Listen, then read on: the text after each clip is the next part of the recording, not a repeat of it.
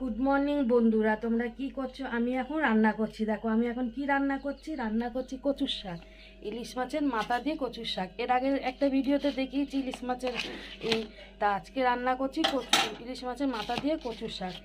মাথাটা একটাই আছে, এই দিয়ে কচুর শাক রান্না করবো। দেখো মাছটা আমার ভাজা হয়ে গেল। এখন কালো জিরে ফোড়ন দেবো। ইলিশ মাছের মাথায় আমি রসুন দিই না, কারণ তাহলে টেস্ট নষ্ট হয়ে যায় কচুর শাকে। আর কালকে রাত্রে আমি কচুর শাকটা সিদ্ধ করে রেখেছিলাম, কারণ আমার তো সময় হয় না, তাই আমি রাত্রেই সিদ্ধ করে রাখি। তাহলে রান্নাটা কমপ্লিট হোক, তারপর তোমাদেরকে দেখাবো। এই দেখো কচুর শাকটা দিয়ে দিয়েছি, তার মধ্যে কাঁচা লঙ্কাও দিয়ে দিয়েছি, এতে নুন দিয়েছি, একটু হলুদ দেবো,